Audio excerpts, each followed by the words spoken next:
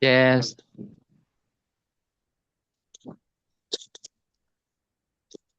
In Myanmar, no? In Myanmar prayer. Yeah. တရှင်လျက်ကောင်းမြတ်သောဖဖျားရှင်ကိုရောကိုကျေးဇူးတင်တဲ့ဒီနေ့အတိတ်တဖန်ဆက်ဖြစ်လိမ့်နဲ့တူနှုတ်ကပတ်တော်ကို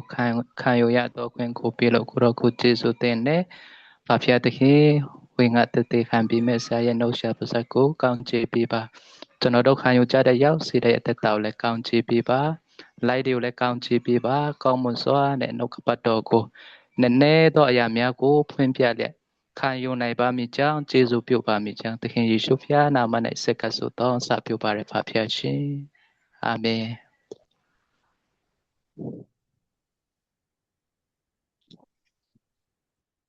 It's here.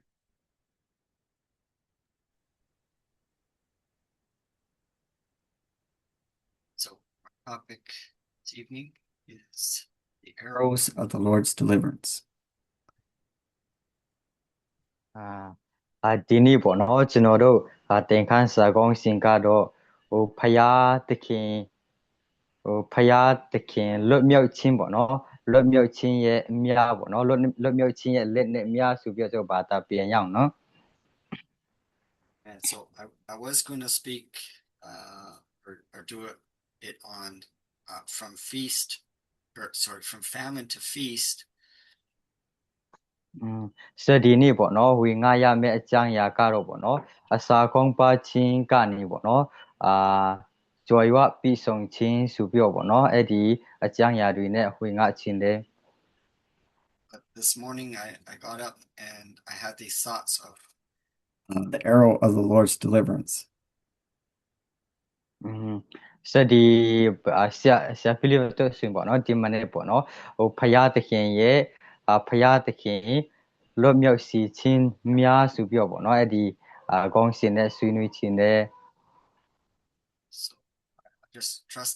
try to put it together and we'll see what the Lord has for us. စဒီယာရီပေါ့နော်တူတူဆွေးနွေးရအောင်ဖယားပြုပြမြတ်မှုအတွက်လည်းမြော်လင့်ရအောင် So here's our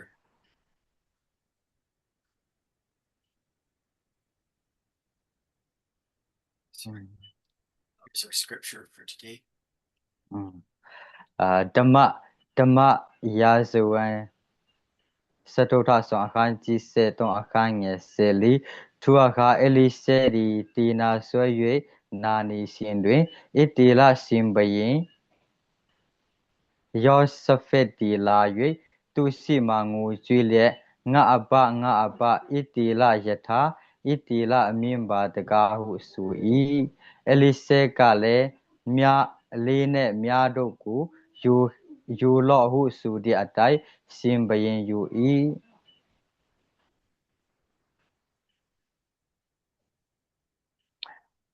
လေးကိုတင်လော့ဟုတဖန်ဆိုသည့်အတိုင်းလေးကိုတင်၍အေလိရှဲသည်မိမိလက်ကိုရှင်ဘုရင်လက်ပေါ်မှတင်လျက်အရှိပတင်းပေါက်ကိုဖွမ်းလော့ဟုဆို၍ဖွမ်းလေ၏ပစ်လော့ဟုဆိုသည့်အတိုင်းရှင်ဘုရင်နေပစ်လေ၏အေလိရှဲကလည်းထာဝရဘုရားကယ်တင်တော်မူရာများဆူရိမင်းလက်မှကယ်နှုတ်ရာများဖြစ်၏အာဖက်မြို့၌ဆူရိလူတို့ကိုအကုန်စင်လုပ်ကြံရမည်ဟုဆို၏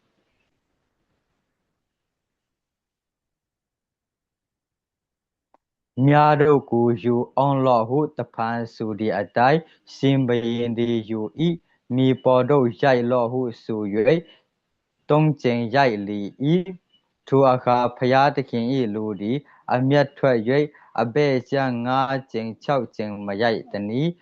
ထိုတို့ရိုက်လျင်ဆူရိလူတို့ကိုအကုန်အစင်လုပ်ကြံရလိမ့်မည်ယခုမူကား3ကြိမ်သာလုပ်ကြံရလိမ့်မည်ဟုဆို၏So we see this great prophecy that the prophet Elisha makes when he is dying. So Elisha ပေါ့နော် prophecy ဒီခါနီးချင်း prophet ပြုတဲ့အကြောင်းအရာဖြစ်တယ် It's a prophecy of deliverance from their enemies. ရန်သူလက်ထက်ကနေလွတ်မြောက်ခြင်းပေါ့နော်လွတ်မြောက်ခြင်းအကြောင်းကို prophet ပြုထားတာဖြစ်တယ် He tells the young king that God is going to deliver him from all the enemy army that's going to come against him. so prophet ကြီးကပေါ့နော်ဒီလူငယ်ဖြစ်တဲ့ပေါ့နော်ဘယင်ပေါ်မှာရန်သူတွေလက်ကနေဖျားသခင်ဘယ်လိုကယ်မမလဲဘယ်လိုကာကွယ်မလဲဆိုတဲ့အကြောင်းတွေ prophet ပြုထားတာဖြစ်တယ် And he gives him these arrows of deliverance. ဆိုအဲ့ဒီမြားကိုပေါ့နော်အတုံးပြုပြီးတော့ prophet ပြုတဲ့အကြောင်းတွေဖော်ပြထားတယ် I want to remind you that when we see the first seal open in Revelation chapter 6, the Antichrist has no arrows. so ဗျာဒိတ်ကျမ်းထဲမှာရှင်ပေါ့နော်ခရစ်တော်ယောင်ဆောင်တဲ့သူမှာကြတော့မြားမရှိဘူးဆိုတာပေါ့နော်တွေ့ရတယ် rider on a white horse and he has a bow but he has no arrows. so အဲ့ဒီဗာလေတစိတ်ပေါ့နော်တစိတ်ပထမတစိတ်ဖွင့်တာနဲ့အဲ့ဒီမြင်းဖြူပေါ်မှာစီးတဲ့တယောက်ပေါ်မှာဆိုရင်မြားမပါဘူးပေါ့နော် He has no arrows of deliverance from God. so ဖယားသခင်ရဲ့မဆချင်းလွတ်မြောက်စီချင်းမြားသူ့မှာမရှိဘူး But yet he looks very religious. He's on a white horse. He looks very holy. ဒါမဲ့ကြည့်မယ်ရှင်တော့ပေါ့နော်တကယ်တန်ရှင်းတယောင်ယောင်နဲ့ပေါ့နော်ပြီးရင်ဘာသာတရားဖက်မှာကိုက်ဆိုင်သူလိုပဲဆိုမြင်တွေ့ရတယ် He has a great big crown on his head. He looks like a king.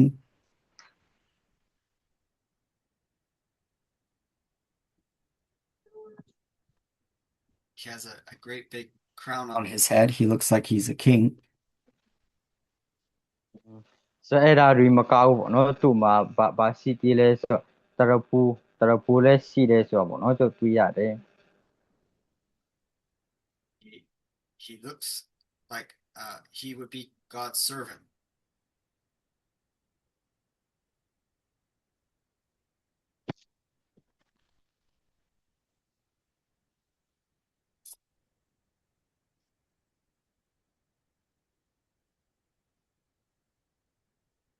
There, Brother Coop.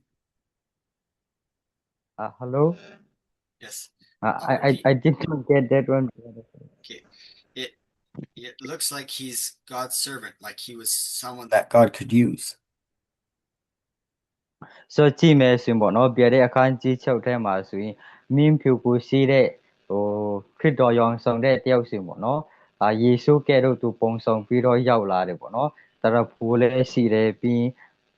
လက်နဲ့လည်းရှိတယ်ဆိုတော့ပေါ့နော်တွေ့ရတယ် But when God had the angel come to Brother Branham and teach him what the seven seals were, we found out that no, he wasn't God's servant. so အဲ့မှာပေါ့နော်တစိတ်ခုနကိုလုံးကိုကျုပ်လေ့လာသွားတဲ့အခါချင်းမြင်းဖြူကိုစီးတဲ့တယောက်ကြတော့ယေရှုဖျားမဟုတ်ဘူးပေါ့နော်ခရစ်တော်မဟုတ်ဘူးဆိုတာကျုပ်သဘောပေါက်နိုင်တယ် Had no arrows of God's deliverance. ဘာလို့လဲဆိုဖျားသခင်ရဲ့ကျေလွတ်ချင်းများတော့ပေါ့နော်သူ့မှာမရှိဘူး He was the Antichrist. He was acting like he was Christ, but he wasn't. so ခရစ်တော်ကိုယောင်ဆောင်တဲ့တယောက်ဖြစ်တယ်ပေါ့နော်ယေရှုခရစ်တော်ကဲတော့တယောက်ဆောင်ပြီးတော့ရောက်လာတဲ့သူဖြစ်တယ် Continue to look at these arrows of deliverance.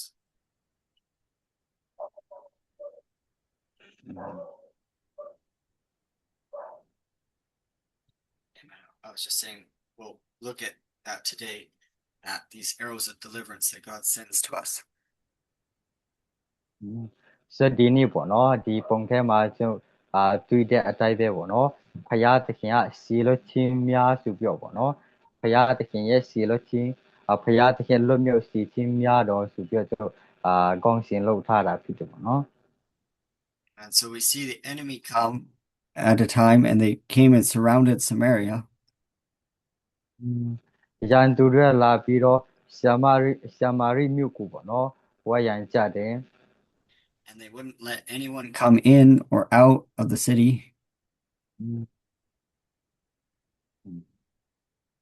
စောမြို့ကိုဝိုင်းရန်ထားတော့ဘယ်သူမှအထက်မဝင်ခိုင်းဘူးဘယ်သူမှလည်းအထက်နေပေါ့နော်အပြင်မထွက်ခိုင်းဘူး So the people inside were running out of food. မြို့ထဲမှာရှိတဲ့သူတွေစားစရာမရှိဘူးပေါ့နော်ဟိုရှိတဲ့ဟာတွေစားပြီးတော့ကုန်သွားတာဖြစ်တယ် And they began to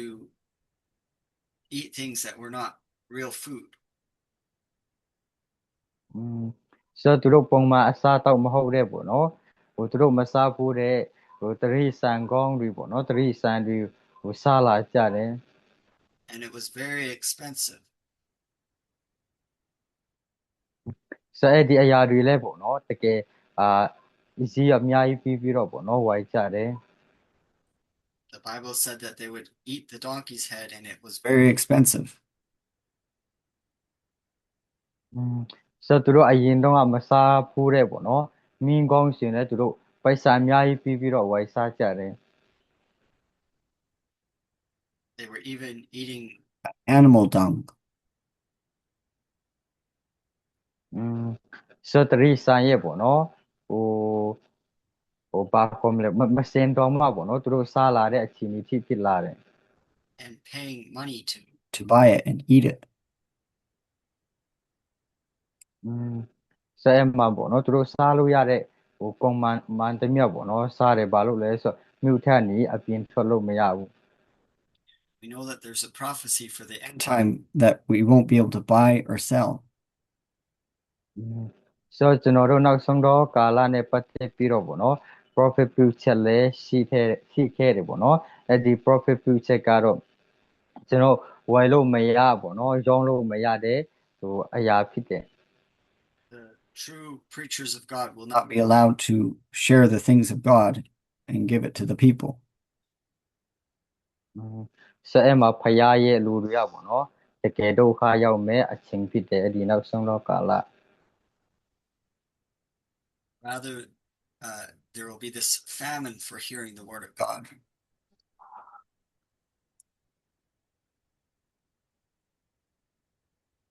There will be a famine in the end time for hearing the word of God. ဆိုတော့နောက်ဆုံးတော့ကာလမှာဆိုရင်အစာကောင်းပါခြင်းပေါ့နော်အဲ့ဘာအစာကောင်းပါခြင်းလဲဆိုတော့နှုတ်ကပတ်တော်ကောင်းပါခြင်းနှုတ်ကပတ်တော်မရရှိခြင်းဖြစ်တယ် It's not that God doesn't have word for the people. ဆိုတော့နှုတ်ကပတ်တော်မရောက်လာဘူးဆိုတဲ့ຢာကပေါ့နော်လူတွေတဲ့ဖယားမှာနှုတ်ကပတ်တော်မရှိဘူးဆိုတာလည်းမဟုတ်ဘူး The problem is with the people's hearing. ဆိုတော့ပြဿနာကပါလဲဆိုတော့လူတွေကမခံယူတတ်တာဖြစ်တယ်ပေါ့နော် The famine comes because the people are not willing to listen to the things that God tells them. ဆိုတော့ဒီအစာကောင်းပါခြင်းရောက်လာတဲ့ကျန်ရင်ကလူတွေကဖယားပြောတဲ့စကားကိုနားမထောင်ချင်ကြလို့ဖြစ်တယ် That God has lots of food. ဖယားမှာတော့နှုတ်ကပတ်တော်နဲ့ပတ်တင်ပေါ့နော်စားစရာများစွာထားပြီးထားတာဖြစ်တယ် But yet the people starve and won't listen to the word of God. လူတွေကတော့အစာကောင်းပါခြင်းခံရပြီးတော့နှုတ်ကပတ်တော်မခံယူပဲနေကြမယ် That was what was happening here in Samaria. ဆိုအဲ့ဒါကပေါ့နော်ဆာမာရိမှာဖြစ်ပျက်တဲ့အရာနဲ့အတူတူပဲဖြစ်တယ် They had an answer right there in their city. They had the answer right there in the city with them. သူတို့မြို့ထဲမှာဆင်ပေါ့နော် Prophet Elisha was there in the city, and God just wanted them to come and listen to him. ဆိုတော့သူတို့ဟိုမြို့ထဲမှာဒုက္ခရောက်နေပြီမဲ့ပေါ့နော်ဖယားသခင်အတုံးပြုမဲ့ prophet တပါအလီရှဲရှိနေတာဖြစ်တယ် The king said, "No, I'll not go and listen to Elisha." ဘယင်ကြတော့ပေါ့နော် prophet ကြီး Elise ပြောတာငါနားမထောင်ဘူးဆိုပြီးပြောလိုက်တယ် So the people were all starving. ဟိုရှာမာရိမြို့သူမြို့သားတွေပေါ့နော်စားစရာမရှိတကယ်ဒုက္ခရောက်ကြတယ် Then one day there was a woman that cried out to the king. အမျိုးသမီးတယောက်ပေါ့နော်ဘုရင်ကြီးကိုအကူအညီတောင်းတယ် She told the king how that she had eaten her own child to stay alive. ဆိုအဲ့ဒီအမျိုးသမီးဆိုပေါ့နော်အသက်ရှင်ဖို့အတွက်သူခလီတော်မှာပေါ့နော်တပ်ပြီးတော့စားလိုက်ရတဲ့ခြေနေဖြစ်တယ်ဆိုပြီးတော့ပြောတယ် So the king he tore his clothes and he was all upset. ဘယင်လဲပေါ့နော်စိတ်ပြက်တယ်သူလဲတော်တော်လေးအခြေအနေဆိုးမှန်းတည်လာတယ် And he said I'm going to go kill Elisha. ဆိုဘယင်ချက်ပါပြောလဲဆိုငါတွားမယ်တဲ့အဲလိဆဲကိုတွားတတ်မယ်တဲ့ဘယင်prophet ကြီး And he said I'll throw his head over the wall to the enemy and then they'll be happy. ဟို prophet ကြီးဖြစ်တဲ့အဲလိဆဲကိုတတ်မယ်တဲ့တတ်ပြီးတော့သူ့ကောင်းကိုရန်သူလက်ထဲအပ်လိုက်မယ် Then maybe the enemy will leave us alone if we kill the prophet. တကယ်လို့ပေါ့နော် prophet ကြီးကိုတတ်ပြီးတော့သူ့ကောင်းကိုရန်သူတွေကိုပြေးလိုက်မယ်ဆိုရင်ကျွန်တော်တို့ကလွတ်မြောက်ကောင်းလွတ်မြောက်မယ်ဆိုပြီးတော့ဘယင်ကြီးစဉ်းစားတယ် Just like Herod how he cut off John the Baptist's head. ဟို Herod မင်းကြီးနိချင်းဆရာယောဟန်ကောင်းဖျက်ထားတယ်လို့ပဲပေါ့နော်အဲ့လိုလုပ်ပြမယ်ဆိုပြီးတော့စဉ်းစားရတယ် He said maybe this will make my wife happy now. ဆိုအဲ့မှာပေါ့နော်ဟို Herod မင်းကြီးပေါ့နော်ဒီလိုလုပ်လိုက်မယ်ဆိုရင်သူ့မိန်းမသဘောကျမယ်အထင်နဲ့လုပ်လိုက်တယ် But it did not fix his problem. ဆိုပြဿနာတော့မပြေလည်သွားဘူး But Elisha he was sitting in the house with all the elders from Samaria. prophet ကြီး Elise ဆိုပေါ့နော်ရှာမာရိမြို့ပေါ့နော်ကောင်းဆောင်တွေနဲ့ပေါ့နော်သူ့အိမ်မှာထိုင်နေတယ်ဆွေးနွေးနေကြတယ် Said watch God has shown me that they're going to come and try to cut off my head today. ကြည်ပါအောင်တဲ့ဘယင်ချက်လာပြီးတော့သူကောင်းဖြတ်မယ်ဆိုပြီးတော့သူကအဲ့ဒီလူကြီးတွေပြောပြတယ် Said when the soldier comes to the door stop him. So ဟိုစစ်သားတွေပေါ့နော်ဟိုအိမ်ထဲဝင်လာတဲ့အခါချင်း So sure enough here came the soldier and so they stopped him at the door. So သူပြောတဲ့တိုင်းပဲပေါ့နော်သူတို့ရောက်လာကြတယ်ရောက်လာပြီးတော့သူအိမ်ရှိမှာရက်နေကြတယ်စစ်သားတွေက And then next the king came. ပြီးတာနဲ့ဘယင်ကြီးရောက်လာတယ် And now that the king had finally come, God could give the prophecy of the deliverance. ဆိုဘယင်ကြီးရောက်လာတော့ပေါ့နော်ဖယားသခင်ရဲ့ prophet ပြုချက်တွေလည်းဟိုလွတ်မြောက်ခြင်းနဲ့ပတ်သက်တဲ့ prophet ပြုချက်တွေလည်းဖြစ်လာတယ် You see God had food all along. ဖယားမှာတော့စားစရာလုံလောက်ရှိတယ် But they just needed to come and humble themselves and listen to Elisha. ဆိုအဲ့ဒီစားစရာတွေရရှိဖို့အတွက်ဆိုရင် prophet ကြီးရှိသွားပြီးတော့နှိမ်ချခြင်းနဲ့ခံယူဖို့ပဲဖြစ်တယ် And so the king he thought he was coming there that day to cut off Elisha's head. ဆိုအဲ့ဒီနေ့မှာကျဘယင်ကျ prophet ကြီးစီလာတွားရောက်တဲ့ကျမ်းက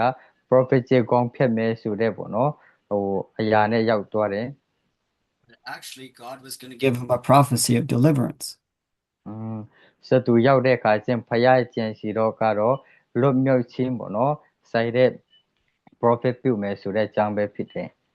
God was going to tell him that there was going to be food for the people. ဖယားပြောမဲ့စကားတော့လူတွေအတွက်ရှာမာရိမြို့သူမြို့သားတွေအတွက်စားစရာလုံလောက်ရှိတဲ့ကျမ်းဖြစ်တယ် So he said tomorrow the same time the food will no longer be expensive. မနေ့ပြန်ဒီချိန်ဒီကာလဆိုရင်ဟိုစံကြီးတွေပေါ့နော်ဒီစည်းနှုန်းတွေကတော့မမင်းတော့ဘူးပေါ့နော်ဟိုရေးချိုမယ်တဲ့ You'll now be able to eat as much food as you can. စားနိုင်တလောက်ပေါ့နော်စားချင်တလောက်စားလို့ရမယ် It won't be a famine anymore. Now it will be a feast. အစာကောင်းပါချင်းမဟုတ်တော့ဘဲနဲ့ပွဲခံချင်းပေါ့နော်လုံအိုးရလင်းစွာစားတော့ရတဲ့အခြေအနေဖြစ်လာမယ် And the soldier, he started laughing and he said, "Oh, God can't do that." ဘယင်ကျဲအမတ်ကတော့ပေါ့နော်သူကမယုံကြည်ဘူးဖျားလို့နိုင်မှာမဟုတ်ဘူးဆိုပြီးပြည့်ရပြုတယ် Elisha says, "You'll see it with your eyes, but you won't be able to eat it." တင်ကမယုံကြည်လို့တဲ့မျက်စိနဲ့မြင်ယုံပဲရှိမယ်ဒါပေမဲ့မစားရမှာမဟုတ်ဘူးဆိုပြီးပြောတယ် prophet က We don't ever laugh at the prophecy. so prophet ပြုချက်တွေကိုလုံးဝမထီမဲ့မြင်မပြုနဲ့ We respect it. We be humble. so မြောက်လင်းချင်းနဲ့ပေါ့နော်နှင်းချက်ချင်းနဲ့ခံယူဖြစ်တယ် We say God's word is true, even if it looks impossible. ဖယားသခင်တို့ကပတ်တော်ကပေါ့နော်တမာတရားဖြစ်တယ်မဖြစ်နိုင်ဘူးလို့ထင်ရတဲ့ခြေနေဖြစ်ပြီမဲ့ဖယားရဲ့နှုတ်ကပတ်တော်ကအမြဲတမ်းမှန်ကန်တယ်တမာတရားဖြစ်တယ် Maybe we don't understand how it will come to pass, but it will come to pass. ဘယ်လိုပြည့်စုံလာမလဲဆိုတာဆိုသဘောပေါက်ချင်မှပေါက်မယ်ဒါမဲ့ဖယားပြောတဲ့စကားဆိုရင်တကယ်ပြည့်စုံလာမှာဖြစ်တယ် That night, the 4 lepers outside of the city decided to go see the enemy camp. ဆီယမာရိမြို့ပြင်မှာပေါ့နော်ရှိနေတဲ့နူနာယောဂတဲ့၄ယောက်လုံးကတော့ပေါ့နော်ရန်သူရဲ့စကန်ကိုတွားဖို့ဆုံးဖြတ်ကြတယ် And so when they came to the camp, they found it empty. ရန်သူစကန်ရောက်တော့သူတို့ကဘယ်သူမှမရှိမှန်းပေါ့နော်တွေ့သွားတယ် Enemy was all gone. ရန်သူတွေအကုန်လုံးထွက်ပြေးကြပြီ And there was lots of food to eat. စားစရာတောက်စရာတွေပေါ့နော်အရှင်ပဲပဲသူတို့တွေ့ရတယ် So they began to eat the food and to gather up all the treasure. စားစရာရှိရာတွေသူတို့စားပြီးတော့ပေါ့နော်ယတနာတွေကြောက်မြတ်ယတနာတွေကိုသူတို့စုဆောင်ကြတယ် And they were hiding it all away for themselves. သူတို့အတွက်ပဲသူတို့ပေါ့နော်အဲ့ဒီဆွေတွေယတနာတွေကိုဖွက်ထားကြတယ် And they were being greedy and they were keeping all of this great treasure for themselves. သူတို့ကပေါ့နော်တကယ်လောဘကြီးတယ်သူတို့အတွက်ပဲဒီဆွေတွေယတနာတွေကိုဖွက်ထားကြတယ်တင်ထားကြတယ် digging holes and hiding the gold and the silver. ဆွေတွေပေါ့နော်ပြီးကြီးနေကြီးဝါတွေလည်းဖွက်ထားကြတယ် Then they stopped. ပြီးတာနဲ့ပေါ့နော်သူတို့ရက်တယ် They said, God has given us a great deliverance today. ဖယားသခင်ကတော့ပေါ့နော်ဒီနေ့မှာဆိုရင်ကြီးမားတဲ့လွတ်မြောက်ခြင်းကြီးမားတဲ့ဖယားသခင်ကယ်တင်ခြင်းကျွန်တော်တို့ပေါ်ရောက်လာတယ် We need to share it with others. ဒီဖယားသခင်မှာအစစဉ်ကယ်တင်ခြင်းကျေးဇူးကိုတော့တပါးသူတွေနဲ့ဝေငှရမှာဖြစ်တယ် God didn't just give it to us just so that we could be rich. ဆိုဖယားပြည့်တဲ့ကောင်းချီးမင်္ဂလာတွေကပေါ့နော်ကျွန်တော်တို့တွေပဲချမ်းသာကြွယ်ဝဖို့မဟုတ်ဘဲနဲ့ This food and this treasure is for others too. တပါးလူတွေအတွက်လည်းပါတာဖြစ်တယ်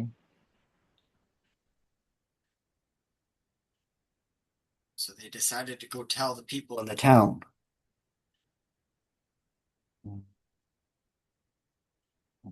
ဆိုဒီဖယားသခင်ရဲ့ပေါ့နော်ကယ်တင်ခြင်းအကြောင်းတွေကိုသူတို့တပါးလူတွေကိုပြောဖို့ထွက်လာကြတယ် People inside the city are starving. မြို့ထဲမှာရှိတဲ့သူတွေကတော့တကယ်ငတ်ပြတ်နေကြပြီ But here, these ones have discovered that there's food. ဆိုဒီယောဂါတွေပေါ့နော်နူနာတယ်လေးယောက်ကတော့စားစရာကိုရှင်ပဲဆိုတော့တွေ့ရတယ် That God has driven away the enemy. ရန်သူတွေကိုဖျားမောင်းထုတ်တယ် So they sent news to the king.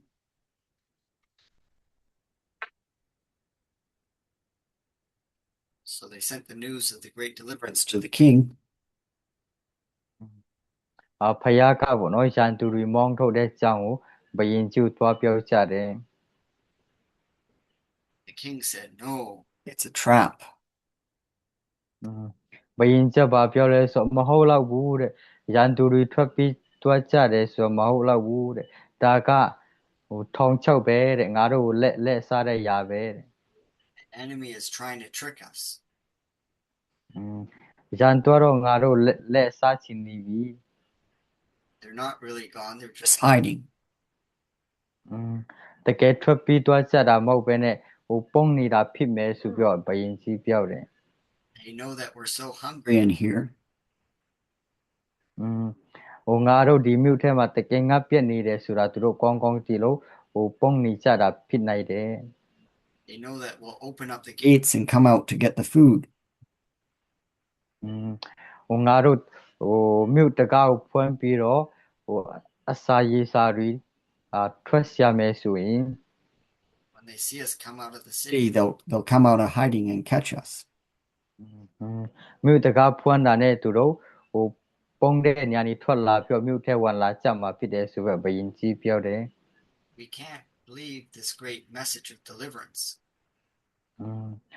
ဒီဖယားမဆတဲ့ဆိုတဲ့တည်င်းကောင်းပေါ့နော်ကဲတင်တဲ့တည်င်းကောင်းတည်င်းကိုတော့ငါတို့မယုံနိုင်ဘူး It could be a trap for the enemy. ရန်သူတွေရဲ့ထောင်ချောက်ဖြစ်နိုင်တယ် But the people said, "But let's go find out." လူတွေဘာပြောလဲဆိုငါတို့တဲ့တွားကြည့်ရအောင် We'll put some people on horses and they can go out and ride fast and go and see if the enemy is still out there. တကယ်ရန်သူတွေရှိမရှိပေါ့နော်နှစ်ယောက်သုံးယောက်လောက်ကိုစီလို့ပြီးတော့တွားကြည့်ခရအောင် See if this great deliverance is true. တကယ်ဒီမဆချင်းပေါ့နော်ဖယားတခင်ရဲ့ကေလို့ချင်းကဟုတ်မဟုတ်တွားကြည့်ခရအောင် So they go out and everywhere they go, they see evidence that the enemy is gone. သူတို့တွားကြည့်တဲ့သူတွေကပေါ့နော်ရောက်တဲ့နေရာတိုင်းကြည့်တဲ့နေရာတိုင်းမှာရန်သူတွေလုံးဝမရှိတော့ဘူးဆိုတဲ့အရာတွေသူတို့မြင်တွေ့ရတယ် They see all the things that the enemy dropped as they were running away. ရန်သူတွေထွက်ပြေးလို့ပေါ့နော်ထားခဲ့ရတဲ့အရာတွေကိုလည်းသူတို့မြင်တွေ့ရတယ် So they came back and they told the people the report. It's true. ပြန်လာတာနဲ့သူတို့တည်င်းကောင်းပြောတယ်ပေါ့နော်တကယ်ဟုတ်တယ်တဲ့ရန်သူတွေထွက်ပြေးသွားကြတယ်ဆိုတာတကယ်မှန်တယ် The enemy is all gone. ရန်သူတွေမရှိတော့ဘူး And there's food for us to eat. ငါတို့အတွက်ဆိုရင်စားစရာအများကြီးပဲ We don't have to starve anymore. အစားပေါ့နော်ခေါင်းပါချင်းငါပြ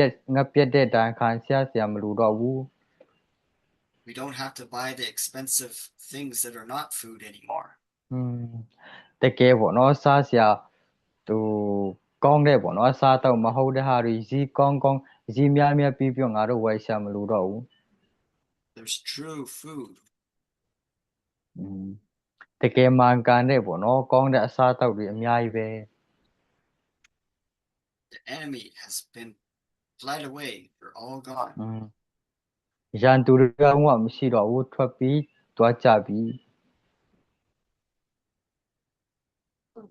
And God has given us a feast today.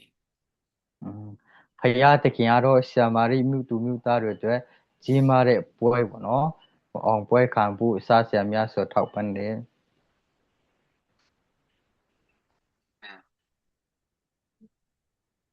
So they recognized that Elisha was the continuation of the ministry. ဆိုတော့အဲ့မှာပေါ့နော်ရှာမာရိမြို့သူမြို့သားတွေကဘာတိမပြုလဲဆိုတော့အလီရှေကတဲ့ပေါ့နော်ပိတ်တိတ်ချင်းနစနဲ့ပိတ်တိတ်ခံရတဲ့ prophet ဖြစ်တယ်ဆိုတဲ့သဘောပေါက်တယ် That Elisha had deliverance for them. အလီယာကသူတို့အတွက်ကြီးမားတဲ့လွတ်မြောက်ခြင်းတွေကိုယူဆောင်လာပြီးတယ်ဆိုတာသဘောပေါက်တယ် That Elisha could give them food. Prophet ကြီး Elise ကအစားအသောက်တွေထောက်ပံ့ပေးနိုင်တယ်ဆိုတာသူတို့သိသွားကြတယ် When the gospel first came to the Gentiles, တည်င်းကောင်း Evangelium တည်င်းကောင်းကတပလူတွေရှိရောက်လာတဲ့အချိန်မှာဆိုရင် the angel came to him and said, "Go call Peter, and he'll tell you what things God has done." တပလူတွေရှိပေါ့နော် Evangelium တရားရောက်တဲ့အချိန်မှာဟိုကောင်းကင်တမန်ကပါပြောလဲဆိုပီတရုသွားဟောပါတဲ့ I'll tell you what you must do. ဆိုနောက်ပါလို့ရမလဲဆိုတာဟိုတမန်တော်ပီတရုအဖင်ငါပြောမယ် I have food for you, Cornelius, but you need to go call Peter. ဒီ Cornelius အတွက်ပေါ့နော်ဖယားမှာဟိုစားဆရာဝိညာဉ်စာများစွာရှိတယ်တဲ့ဒါမဲ့ပီတရုကိုအရင်သွားဟောမှရမယ် Because I told Peter 3 times to feed my sheep. ဘာလို့လဲဆိုဖယားကပေါ့နော်ပီတရုတုံးကျင်တိုင်းပေါ့နော်သူစုတွေကိုပြုစုပါကျွေးမွေးပါဆိုပြီးတုံးကျင်တိုင်းမှာထားတယ် The first time I told him it was for the Jews. ပထမပြောတဲ့ຢာကတော့ဟိုယူဒလူမျိုးတွေအတွက်ဖြစ်တယ် He was going to take the keys of the kingdom of heaven and unlock it to the Jews. ကောင်းကင်နိုင်ငံတော်ရဲ့တော့ကိုယူပြီးတော့ယူဒလူမျိုးတွေအတွက်ပေါ့နော်ကောင်းကင်ပဒင်းပေါ့ဖွင့်ပြီးမယ် And the second time I told it, he was going to take those same keys and he was going to unlock it for the Samaritans. ဆိုအဲ့ဒီပေါ့နော်ဟိုကောင်းကင်နိုင်ငံတော်ရဲ့တော့ကိုယူပြီးတော့ရှာမာရီလူမျိုးတွေအတွက်ပေါ့နော် Evangelium ဟောမယ်ဝေငှမယ် And now the third time I told him to feed my sheep, he was going to take those same keys. ဟိုတတိယကျင်းပေါ့နော်ငါသူတွေကိုကြည်စုပါပြုစုပါကျွေးမွေးပါဆိုပြီးတော့ပြောတဲ့ຢာကတော့အဲ့ဒီကောင်းကင်နိုင်ငံရဲ့တော့ကိုပဲယူပြီးတော့ And he was going to unlock the kingdom of heaven for the Gentiles. ဖယားသခင်နိုင်ငံတော်အကြောင်းကိုတပလူတွေကိုဝေငှရမယ်အကြောင်းဖြစ်တယ် He was going to give the food to the people. လူတွေအတွက်ပေါ့နော်ဝိညာဉ်အစအစာ Evangelium တည်င်းကောင်းကိုတည်ဆောင်မဲ့သူဖြစ်တယ် You see, the Gentiles have been in this great famine. ဆိုတော့တပလူမျိုးတွေရှင်ပေါ့နော်တကယ်ဝိညာဉ်ပိုက်ဆံမှာကြည့်မယ်ဆိုရင်အစာကောင်းပါတဲ့ကာလဖြစ်တယ် They had been in this great darkness. They didn't know God. တကယ်ကြီးမြတ်တဲ့ပေါ့နော်ကြီးမားတဲ့အမောင်ထဲမှာနေပြီးတော့အသက်ရှင်တဲ့ဖျောက်မတည်တဲ့တပလူမျိုးတွေဖြစ်တယ် Now the angel had come to Cornelius, and it was going to be the end of the famine for the Gentiles. ဆိုပေါ့နော်ပီတရုကဟိုကိုနေလေအိမ်ရောက်လာမယ်ပြင်တည်င်းကောင်းကိုဝေငှမဲ့အရာဖြစ်တယ် Gentiles recognized that these disciples, Peter, were continuing the ministry of Jesus. ဆိုတော့တပလူမျိုးတွေသဘောပေါက်တဲ့ຢာကပါလဲဆိုပေါ့နော်ပီတရုကတဲ့ယေရှုဖခင်ရဲ့သာသနာလုပ်ငန်းတွေကိုဆက်လက်လှုပ်ဆောင်နေတယ်ဆိုတဲ့ຢာကိုသဘောပေါက်ကြတယ် They had the double portion. The Spirit of Jesus was on them. ယေရှုဖခင်ရဲ့ပိဋိချင်းယေရှုဖခင်ရဲ့ဝိညာဉ်ကသူ့ပေါ်မှာတည်ရောက်နေတယ်ဆိုတာသိတယ် The New Testament church was continuing the ministry of Jesus. ဟိုဓမ္မတိပေါ့နော်ကနဦးအတင်းတော်ဆိုရင်ယေရှုဖခင်ရဲ့သာသနာလုပ်ငန်းတွေကိုဆက်လက်လှုပ်ဆောင်တဲ့အရာဖြစ်တယ် So that day in Samaria, when the people were starving, ရှာမာရိမှာလူတွေကအစာကောင်းပါစားရှာမရှိဘူးနော်တကယ်ကောင်းပါနေတဲ့สิ่งဆိုရင် God wanted them to remember and think back to the time that Elisha was there and all of Israel had been starving. ဆိုအဲ့မှာဆိုရင် prophet ကြီးပေါ့နော် Elise လည်းရှိတယ်ဒါမဲ့မြို့ထဲမှာဆိုရင်စားရှာမရှိဒုက္ခရောက်ကြတယ် God had brought food to them. God had brought food to them through Elijah's ministry. ဆို Elise ရဲ့သာသနာ prophet ပြုချပြီးဖခင်ရဲ့ထောက်ပံ့ခြင်းရောက်ရှိလာတယ်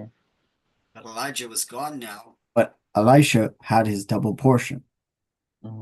ဆိုအေလိယပေါ့နော်မရှိတော့တဲ့နောက်ပိုင်းမှာဆိုရင် Elise ကအေလိယရဲ့ပိဋိချင်းနစာနဲ့သာသနာကိုဆက်လုပ်တယ် And the people could just recognize that he was the one with the double portion. ဆောလူတွေပေါ့နော်ဟိုကြည်တာနဲ့ပေါ့နော်ကောင်းကောင်းသဘောပေါက်နိုင်တယ်အေလိရှေကတော့ဗိတိတ်ချင်းနစနဲ့အမှုတော်ဆောင်နေတယ်ဆိုတာသဘောပေါက်ကြတယ် That he had the double portion of Elijah's ministry, then they would know where to get the food. ဆိုအေလိယရဲ့ဗိတိတ်ချင်းနစကိုရတဲ့သူဖြစ်တယ်ဆိုတာလူတွေသဘောပေါက်တော့ပေါ့နော်တကယ်ဒုက္ခရောက်တယ်စားဆရာမရှိဘူးဆိုရင်စားဆရာပြမှာဆရာရမလဲဆိုတာသူတို့ကောင်းကောင်းသိတယ် You remember how that Elijah, he was tired and he was worn out. ဆိုအေလိယအရှင်ပေါ့နော် prophet ကြီးအေလိယအရှင်သူတကယ်ပင်ပန်းတယ်တကယ်စိတ်ပြက်လက်ပြက်ပေါ့နော်ဖြစ်ခဲ့တယ် And he had been fighting with the Jezebel religion. စီရပီလာဘာသာရေးဝိညာဉ်နဲ့ပေါ့နော်သူများစွာတိုက်ခိုက်တယ် Remember how he ran away to the cave. ဆိုတော့ကူထဲမှာပုံနေတဲ့အကြောင်းတွေလည်းဆိုမှတ်မိတယ် And he says, "Oh God, it's so terrible that I'm the only one left." ဖယားသခင်တဲ့ဖယားကိုယုံကြည်တဲ့သူတွေထဲမှာငါတယောက်တည်းပဲကြံတာ But God tells him that there's three things that he wants him still to do. ဖယားသခင်ကတော့ပေါ့နော်အေလိယကိုပါပြောလဲဆိုနင့်မှာလို့ဆရာ၃ခုရှိတယ်တဲ့ To anoint the two kings and one prophet. ဘယင်ကြီးနှစ်ပါးနဲ့ prophet တစ်ပါးကိုဗိတ်သိက်ပြီးဖို့ဖြစ်တယ် And those three men would finish his commission. ဆိုအဲ့ဒီလူ၃ယောက်ပေါ့နော် prophet တစ်ပါးနဲ့ဘယင်ကြီးနှစ်ပါးကသူရဲ့သာသနာလုပ်ငန်းတွေဆက်လက်လှုပ်ဆောင်မယ်အဆုံးတိုင်အောင်ပေါ့နော်လှုပ်ဆောင်မယ်လူပုဂ္ဂိုလ်၃ပါးဖြစ်တယ်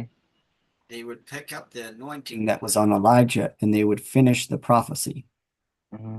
ဆိုအဲ့ဒီ prophet ပြုချက်တွေကိုပြီးဆုံးစေဖို့သူတို့လှုပ်ဆောင်သွားကြမှာဖြစ်တယ် It would be the continuation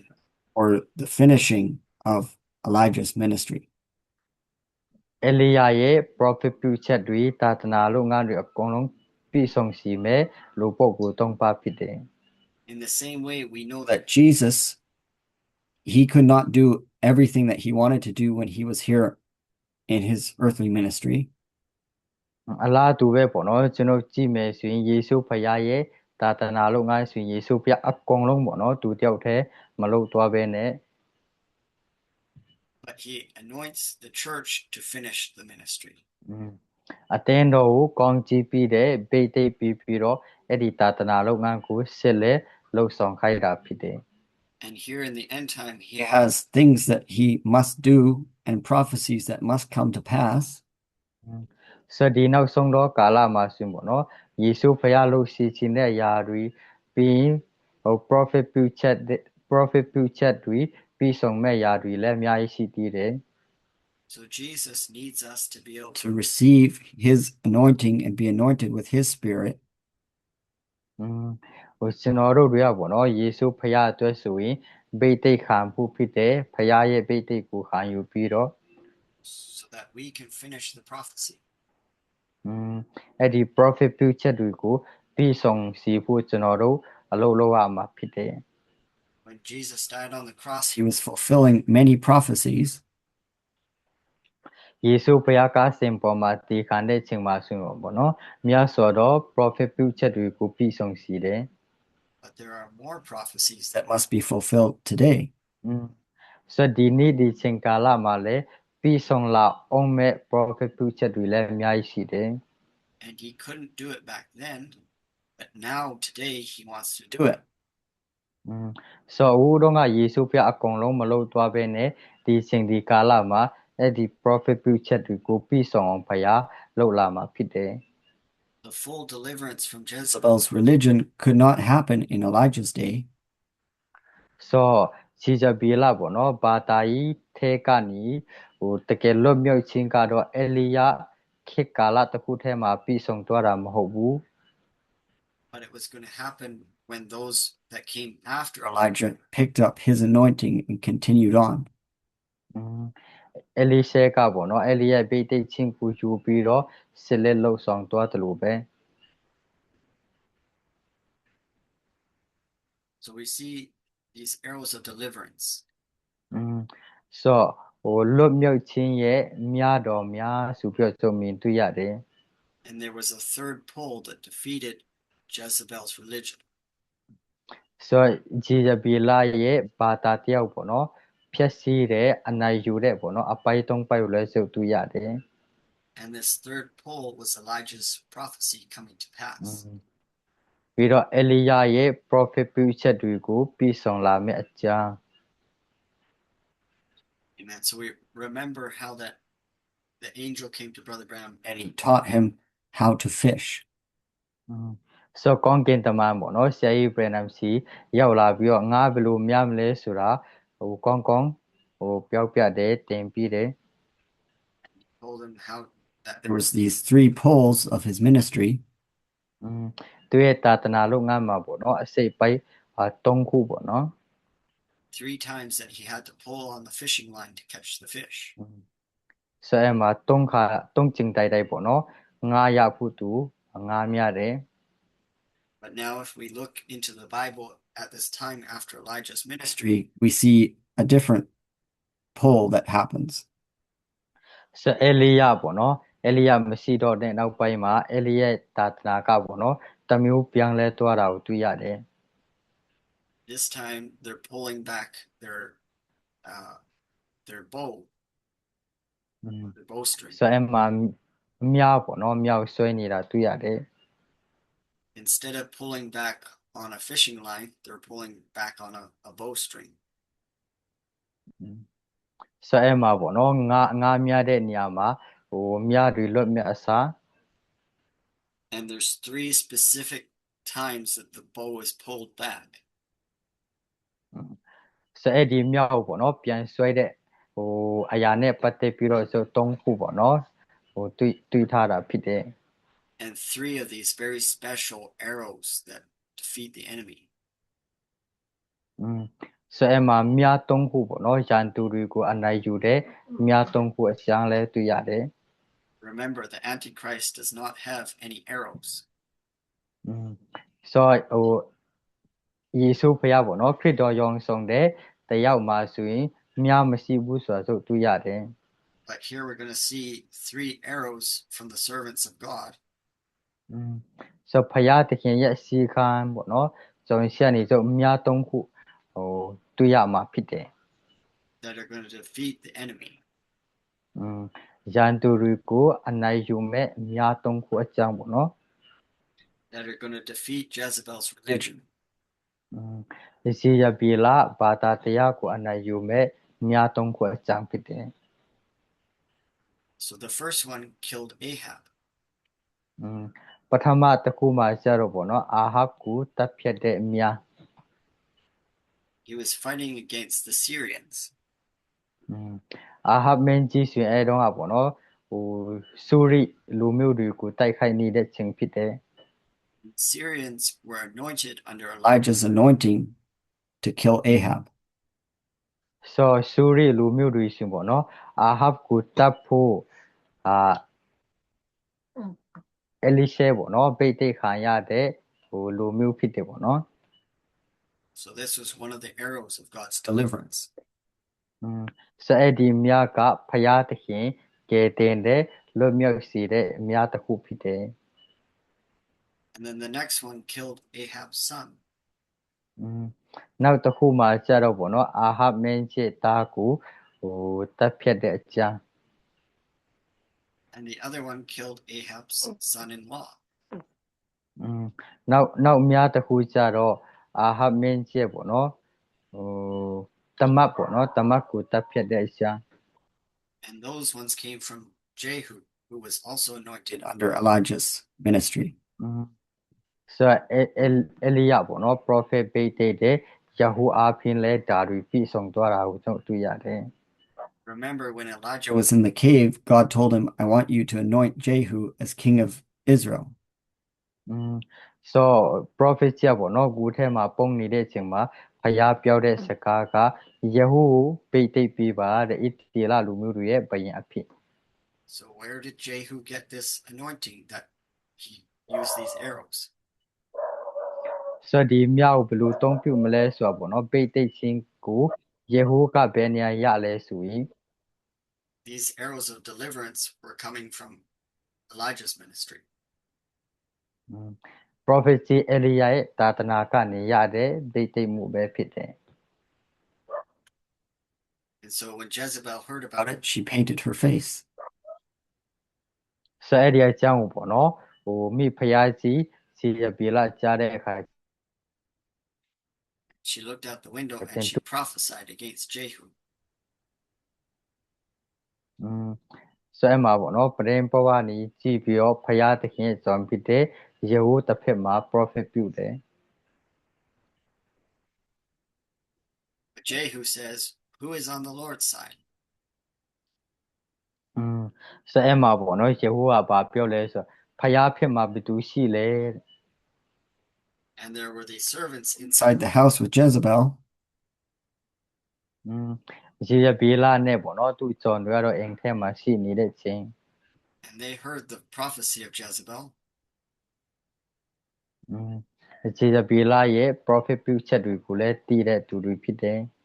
But they said that's a false prophecy. ဆိုဒီ prophet ပြုချက်ကမမှန်ကန်ဘူးပေါ့နော်မာယွန်တဲ့ prophet ပြုချက်ဖြစ်တယ် And they said, "We know that Elijah, he had a prophecy against Jezebel." ဆိုငါတို့တည်ထားတဲ့ຢာက prophet ကြီးအေလိယဆိုရင်ဒီဘယင်မိုင်းပေါ့နော်ရေရပီလာတစ်ဖက်မှာ prophet ပြုထားတာကိုကျွန်မှတ်မိတယ်ကောင်းကောင်းသိတယ် So Jehu, he said, "Throw her out the window." ဆိုကျေဝကပေါ့နော်ဖယားဖက်မှာဟိုရက်တည်တဲ့သူရှိလို့ရှိရင်တဲ့ဂျေဇဘီလာကိုပရင်ပေါ့ကနေတွန်းချလိုက်ပါဆိုပြပြောတယ် So the servants that were on the Lord's side, they threw her out the window. ဖယားဖက်၌ရက်တည်တဲ့ဂျွန်တွေကပေါ့နော်အဲ့ဒီမိဖယားကြီးကိုတွန်းချလိုက်တယ် Then Jehu, he went in and he ate a feast. ဆိုဟိုယေဝကပေါ့နော်ရန်သူဖြစ်တဲ့ဂျေဇဘီလာရဲ့ဂျေဇဘီလာဘာသာတရားတွေသူအနိုင်ယူတယ် And he said, "Go out and bury Jezebel." တွားပြီးတော့အဲ့ဒီမိဖယားကျက်လုံးပေါ့နော်တကျူကြပါ So they go out to bury Jezebel, and all that they find is her skull and her two palms of her hands. ဆိုသူတို့ပေါ့နော်မိဖယားကျူတကျူဖို့တွားတဲ့အခါချင်းဘာပဲတွေ့ရလဲဆိုသူလက်ကဲပေါ့နော်သူလက်နှစ်ဖက်ရဲ့ပြီးသူရဲ့ဦးကောင်းပဲတွေ့ရတယ် You see, that was the prophecy of Elijah. ဆိုအဲ့ဒီຢာကပေါ့နော် prophet ကြီးအေလိယ prophet ပြုတဲ့ຢာတွေပြီးဆုံးခြင်းပဲဖြစ်တယ် Elijah had prophesied many years before. ဒီဟာမဖြစ်ခင်ပေါ့နော်ဒီပေါင်းများစွာကတည်းကအေလိယ prophet ပြုထားပြီးသားဖြစ်တယ် and said that dogs will eat Jezebel's flesh by the wall of Jezreel. ခွေးတွေရတဲ့ prophet ပြုတဲ့ຢာကပေါ့နော်ခွေးတွေကတဲ့အဲ့ဒီမိဖယားကြီးစီဇဘီလာရဲ့အသားတွေအသွေးတွေကိုစားမယ် So that's exactly what happened. ဒီຢာကပေါ့နော်တကယ်ဖြစ်သွားတာဖြစ်တယ် prophet ပြုတဲ့အတိုင်းပဲ It was the arrow of the Lord's deliverance. အဲ့ဒါကဖယားသခင်လွတ်မြောက်ခြင်းရဲ့မြားပဲဖြစ်တယ် Elijah's prophecy came to pass also when they brought back Ahab's chariot. ဆိုအလီရှေရဲ့ပေါ့နော် prophet ပြုချက်တွေလည်းတကယ်ပြီးဆုံးလာမှာဖြစ်တယ် Sorry, it was Elijah. Prophecy of Elijah. အေလိယပေါ့နော်အေလိယရဲ့ prophet ပြုချက် When this arrow of deliverance had hit Elijah, it caused him to bleed in the chariot. ဆိုအဲ့မှာမြားကပေါ့နော်ထိတဲ့အခါချင်းလဲပေါ်မှာပဲပေါ့နော်ဟိုတွေးတွေထွက်တာကိုဆိုတွေ့ရတယ် And Elijah's prophecy had been that the dogs would drink the blood of Ahab, lick up the blood. ဆိုအဲ့မှာပေါ့နော်ဟိုပရင်ကြီးအာဟပြအသွေးတွေကိုတဲ့အခွေးတွေကလာတောက်မယ်တဲ့ So when they brought back Ahab's chariot, they were washing out all the blood out of it. သူတို့ပြန်လာတာနဲ့ဘယင်ကြီးရှိတဲ့ပေါ့နော်မြင်းလဲကိုသူတို့စီးကြောတယ်တန်းရှင်းလုပ်တယ် Dogs came over and licked up and started drinking the blood. ဝိတွေကလာပြီးတော့အဲ့ဒီပေါ့နော်စီးကြောတဲ့တွေးတွေအဟီတွေတို့အလာတောက်ကြတယ် So you see these arrows of deliverance were the fulfilling of prophecy. ဆိုဒီမြားပေါ့နော်လွတ်မြောက်ခြင်းမြားတွေက prophet ပြုချက်တွေကိုပြီးဆောင်တဲ့အရာပဲဖြစ်တယ် So I want to just jump through. I have to skip many things today.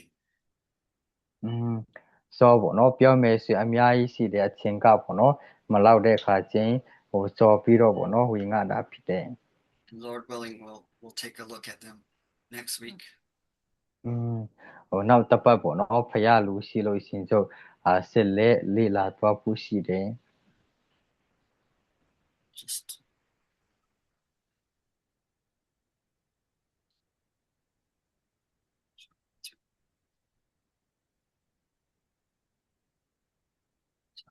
we looked at this 2 weeks ago. We looked at this prophecy. ပြီးခဲ့တဲ့နှစ်ပတ်တုန်းကပေါ့နော်ကျွန်တော်တို့ကြည့်ခဲ့တဲ့ prophet ပြုချက်ပဲဖြစ်တယ် So Brother Branham was prophesying about the third pole of his ministry. ဆရာကြီးပြန်နာမပေါ့နော်သူရဲ့သာသနာနဲ့ပတ်သက်ပြီးတော့အစိတ်အပိုက်ပေါ့နော်ဟိုတတိယမြောက်ကိုပေါ့နော်ပြောက်တဲ့အကြောင်းဖြစ်တယ် So he says this about it. He says, right at this time now. သူပြောတဲ့ຢာကပါလဲဆိုဒီချိန်ဒီကာလမှာဆိုရင် It just happened so it could identify its presence among you. အဲ့ဒီဆရာကြီးပြန်နာမပေါ့နော်သာသနာအစိတ်အပိုက်တတိယမြောက်ဆိုရင်တကယ်ပြည့်စုံတယ်တဲ့လူတွေကလည်းအဲ့ဒီပြည့်စုံတဲ့အကြောင်းတွေကိုလည်းကြည့်မယ်ဆိုရင်မြင်နိုင်တယ်တဲ့ So the third pole is a great anointing from the Lord. အဲ့ဒီတတိယအစိတ်ပိုက်ဆိုတဲ့ຢာကပေါ့နော်ကြီးမားတဲ့ဘုရားသခင်ရဲ့ဗိတ်သိက်ခြင်းပဲဖြစ်တယ် But that great anointing is not just for Brother Branham. ဆိုအဲ့ဒီဖယားရဲ့ဗိတ်သိက်ခြင်းကြီးမားတဲ့ဗိတ်သိက်ခြင်းကတော့ဆရာကြီး Branham တယောက်တည်းအတွက်မဟုတ်ဘူး That anointing is really it's the anointing of Jesus for his church in the end time. အဲ့ဒီဗိတ်သိက်ခြင်းကပေါ့နော်ယုံကြည်သူတဲ့အတွက်ဖြစ်တယ်အသင်းတော်တဲ့အတွက်ဖြစ်တယ် That we might fulfill the prophecies that are to be fulfilled in Jesus in the end time. ယေရှုခရစ်အားဖြင့်ပေါ့နော်ပြီးဆုံးလာမယ် prophet ပြုချက်တွေပေါ့နော်ပြီးဆုံးလာနိုင်ဖို့ပေါ့နော်ဗိတ်သိက်ခြင်းပဲဖြစ်တယ် So this great anointing, this great deliverance that's coming from God. ဖယားဆရာနီကြီးမားတဲ့ဗိတ်သိက်ခြင်းတွေပေါ့နော်ကြီးမားတဲ့လွတ်မြောက်ခြင်းတွေရောက်လာမှာဖြစ်တယ် It identified itself in Brother Branham's ministry for a very short time. ဆိုအဲ့ဒါပေါ့နော်ဖယားရှက်နေလာမယ်ကြီးမားတဲ့ပိတ်သိက်ချင်းကြီးမားတဲ့လွတ်မြောက်ခြင်းကဆရာကြီး Branham ရဲ့သာသနာလုပ်ငန်းမှာအနည်းငယ်ပေါ့နော်အချင်းအနည်းငယ်တွေ့ရတယ် So Brother Branham is saying that great anointing, it was just identifying that it's here. ဆိုအဲ့မှာပေါ့နော်ဟိုသူတို့အလဲမှာဆိုပြီးဟိုအဲ့ဒီပိတ်သိက်ချင်းပေါ့နော်ဖယားတခင်လွတ်မြောက်ခြင်းတွေကတကယ်ထင်ထင်ရှားရှားတွေ့ရတယ် They said it will not be used in a great way until the World Council Churches begins to tighten up. ဆိုအဲ့မှာပေါ့နော်အတင်းတော်အဖွဲ့အစည်းတွေကပေါ့နော်အဲ့ဒါကိုဟိုသူတို့ဟာနဲ့သူတို့လှုပ်သွားမယ်ပေါ့နော် He says when that time comes, when the so squeeze Eddie comes.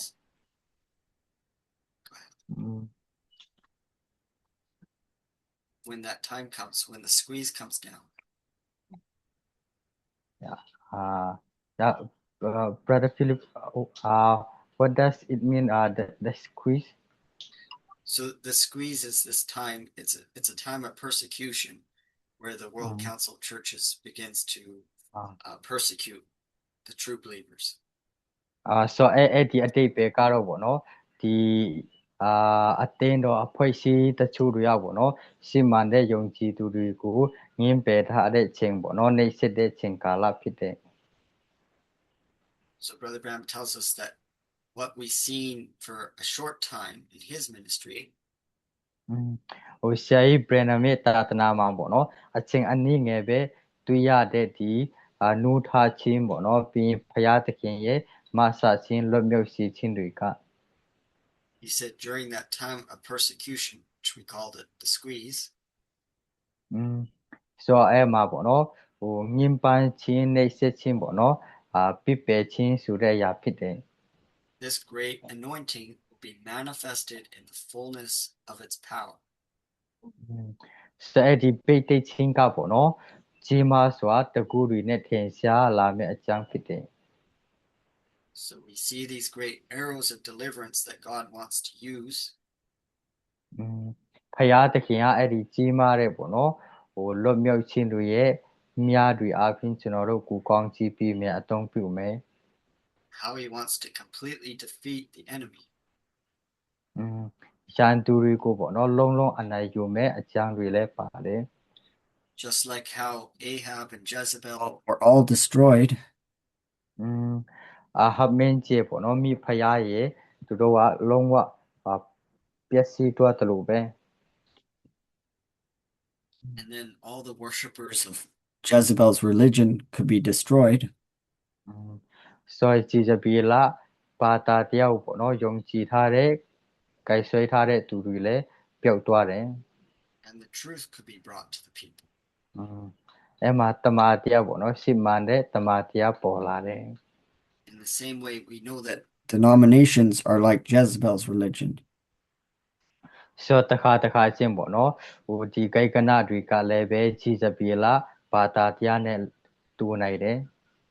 God wants to destroy the power of the denominations over the people. ဆိုလူတွေကပေါ့နော်မလွတ်မြောက်အောင်ချုပ်ကိုက်ထားတဲ့ဒီဘာသာတရားတွေ so that the people can know the truth and know their God. အဲ့မှာပေါ့နော်လူတွေကတမာတရားကိုသိမယ်ဖယားသခင်ကိုကောင်းကောင်းသိနိုင်မှာဖြစ်တယ် so that they won't be just looking at man-made things anymore. လူတွေလောက်ထားတဲ့အရာတွေကြည့်တာမဟုတ်တော့ဘဲနဲ့ Man-made systems, man-made ideas and creeds, and လူတွေလောက်တဲ့ပေါ့နော်စနစ်တွေခံယူချက်တွေ but that the hearts of the people would be turned back to God. လူတွေရဲ့နှလုံးသားကပေါ့နော်ဖယားစီပြန်ရောက်လာမယ် back to his Holy Spirit. ဖယားရဲ့ဝိညာဉ်တော်ကိုခံယူတတ်လာမယ် back to the believing the whole word of God. ဖယားရဲ့နှုတ်ကပတ်တော်ပေါ့နော်နှုတ်ကပတ်တော်တိုင်းခံယူရမယ့်ချိန်ရောက်လာမယ် all the different denominations, they take parts of the word of God. ဆိုတခါချင်းပေါ့နော်ဂိုက်ကနာတွေပါလို့လဲဆိုနှုတ်ကပတ်တော်ရဲ့တစိတ်တပိုက်ကိုယူပြီးတော့ and they live off of a part of it. ဟိုတစိတ်တပိုက်ကိုယူတယ်တစိတ်တပိုက်ကိုထားခဲ့တယ် But God wants us to live by every word that proceeds from the mouth of God. ဖယားသခင်အလိုရှိတာကြတော့ပေါ့နော်ဖယားရှင်နေလာတဲ့နှုတ်ကပတ်တော်အားလုံးနဲ့အသက်ရှင်ဖို့ဖြစ်တယ်နှုတ်ကပတ်တော်အားလုံးကိုခံယူဖို့ဖြစ်တယ် When the devil came to Jesus in the wilderness and tempted him, စာတမန်ကပေါ့နော်တဲကန္နာရထဲမှာယေရှုဖျားစီလာပြီးတော့ he just brought parts of the word and tried to tempt Jesus with it. စုံစမ်းတွေးဆောင်တဲ့ချိန်မှာဆိုပေါ့နော်စာတန်ကနှုတ်ကပတ်တော်ကိုအသုံးပြုပြီးတော့ယေရှုဖျားကိုတွေးဆောင်တယ်သူတောင်းတဲ့နှုတ်ကပတ်တော်ကအပြည့်စုံမဟုတ်ဘဲနဲ့တစိတ်တပိုက်ကိုပဲယူပြီးတော့တွေးဆောင်တာဆိုတွေ့ရတယ် But Jesus said, "No, I'm not going to take just a part." ယေရှုဖျားတော့ဘယ်လိုပြန်ပြောလဲဆိုငါတော့တဲ့ကျမ်းစာတစိတ်တပိုက်ပဲမယူဘူး Man has been called to live by every word that proceeds from the mouth of God. ဖယားသခင်ရှက်နေလာသည်များနှုတ်ကပတ်တော်အပြင်အသက်ရှင်ဖို့ဖြစ်တယ် So I'm going to take every part that God has for me. ဖယားသခင်ပေါ်ပြထားတဲ့ပျောက်ပြတဲ့နှုတ်ကပတ်တော်အားလုံးကိုယူမယ် Satan said, "Look, I have all the kingdoms of the world. I'll give them to you." ထပ်ပြောလဲဆိုငါမှာတဲ့ တကပါလုံးမှာရှိတဲ့တိုင်းနိုင်ငံတို့အားလုံးငါမှာရှိတယ် But Jesus knew there was another part in the Bible that said that he had to die. ဆိုယေရှုဖခင်ကပေါ့နော်အတီခံရမယ့်အကြောင်းကိုတည်တဲ့အခါကျရင် That said that he had to take up his cross. လက်ဝါးကားတွေကိုထမ်းပြီးတော့အတီခံဖို့ And so he couldn't just take just the part that the devil was trying to give him. ဆိုစာတန်မာနပြောတဲ့ပေါ့နော်ဖခင်သခင်ရဲ့နှုတ်ကပတ်တော်တဝက်တစ်ပြက်ကိုပဲသူမလက်ခံထားဘူး He had to take the full prophecy, including the cross. ဖခင်သခင်ပြောထားတဲ့နှုတ်ကပတ်တော်အားလုံး prophet ပြုချက်အားလုံးပေါ့နော်လက်ဝါးကားတွေပေါ်မှာအတီခံခြင်းအပါဝင်အကုန်လုံးကိုယေရှုဖခင်လက်ခံထားတယ် Same way, we have to take all of the word. အလားတူပဲပေါ့နော်ကျွန်တော်တို့လည်းဖခင်သခင်ပြောတဲ့စကားမှန်သမျှအကုန်လုံးကိုလက်ခံဖို့ခံယူဖို့ဖြစ်တယ် Not just the part that says that we'll reign and rule with Christ. ဟိုကျွန်တော်တို့တွေကယေရှုဖခင်နဲ့စူးစမ်းမယ်ဆိုတဲ့အစိတ်အပိုင်းတစ်ခုပဲမဟုတ်ပဲနဲ့ But also the part that says that we will have to suffer like he suffered. ယေရှုဖခင်ကဲတော့ပေါ့နော်ကျွန်တော်တို့လိုအပ်ရင်ညင်ဆဲခြင်းဒုက္ခဆင်းရဲခြင်းခံရမယ်ဆိုတဲ့အပိုင်းကိုလည်းဆိုလက်ခံထားဖို့ဖြစ်တယ် We must take it all. အားလုံးကိုကျုပ်လက်ခံဖို့ဖြစ်တယ် We must live by it all. အဲ့ဒီနှုတ်ကပတ်တော်အားလုံးအပြင်ကျုပ်အသက်ရှင်ဖို့ဖြစ်တယ် And so may God bless us and help us as we continue. အာမင်ဖခင်သခင်ကောင်းချီးပေးပါစေအာမင် Amen. So let's just bow our heads in a word of prayer. Dear Lord Jesus, if you want to translate. ဖခင်သခင်ကိုရော We just thank you for the things that you've given to us today. ဒီကနေ့ဖခင်သခင်ဖွင့်ပြတဲ့အရာအားလုံးအတွက်ကျေးဇူးတော်ချီးမွမ်းပါ၏ We thank you, Lord, to see, Lord, that you have deliverance for us. ဖခင်သခင်ဒီကျွန်တော်အသားသမီးတွေအားလုံးအတွက်လွတ်မြောက်ခြင်းကောင်းချီးများစွာထားပြီးလို့ကျေးဇူးတော်ချီးမွမ်းတယ် To see that you have prophecy that you want to fulfill in our lives. သားသမီးတို့အရောက်ရှိတဲ့တက်တာမှာဖခင်သခင်ပြည့်စုံစီလိုတဲ့ prophet ပြုချက်များအတွက်လည်းကျေးဇူးတော်ချီးမွမ်းတယ် But how that we have to lay down the partial understanding of your word. ဖခင်သခင်တို့ကပတ်တော်ကိုနားလည်ခြင်းတစိတ်တပိုက်ကိုပဲခံယူတဲ့အရာများကိုဖခင်သခင်သားသမီးတို့ဖယ်ရှားနိုင်ပါမယ်ကြောင့်မဆပါ And live and feed on every word of God that you have for us. ဖခင်သခင်ဒီသားသမီးတို့အားလုံးအတွက်ထားပြီးတဲ့နှုတ်ကပတ်တော်အားလုံးမှန်သမျှကိုခံယူဖို့စားသုံးနိုင်ဖို့မဆပါ So may you reveal to us each one, Lord, what that part is. သားသမီးတို့ဖခင်သခင်ထားပြီးတဲ့နှုတ်ကပတ်တော်လုံးစုံကိုလည်းဖွင့်ပြပေးပါ And we love you, Lord, and we want to fulfill these prophecies. ဖခင်သခင်ကိုချစ်တဲ့ကျေးဇူးတော်ချီးမွမ်းတဲ့ prophet ပြုချက်များကိုလည်းပြီးဆုံးစီခြင်းတဲ့ဆန္ဒများရှိကြပါ၏ We want to be in a place, Lord, where we can receive this great anointing from you. ဖခင်သခင်ရဲ့ပိဋိခြင်းများကိုလည်းခံယူတတ်ဖို့မဆပါ So we just pray that you would keep us humble and keep us faithful. ဖခင်သခင်နှင့်ချစွာတက်စီနိုင်ဖို့တစ္ဆာရှိစွာတက်စီနိုင်ဖို့မဆပါ And that you would lead us and guide us. လမ်းပြပေးပါပို့ဆောင်ပေးပါ And reveal yourself to us more and more. ဖခင်သခင်နှုတ်ကပတ်တော်အပြင်ဖွင့်ပြပါ We ask it in Jesus Christ's name. သခင်ယေရှုနာမတော်မြတ်၌ဆုတောင်းပါ၏ Amen. အာမင်အာမင် Each one. Thank you, Brother Philip. Bless you, Brother James. It's Good to see you. today. Bless you, Sister Rachel, Sister Naomi. Thank you. God also bless you. Thank you so much. God bless you. With you.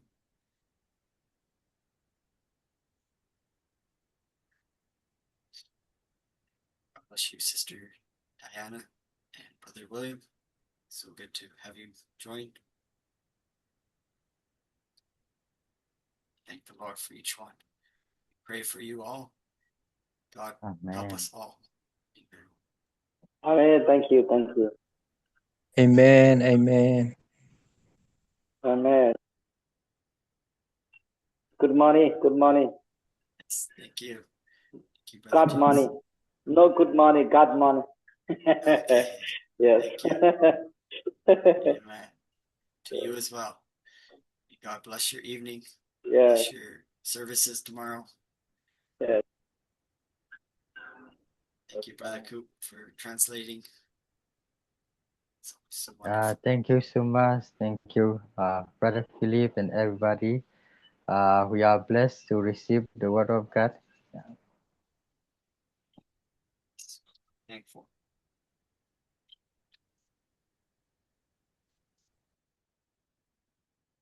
God bless you. Be with you, Lord willing. Meet again next week.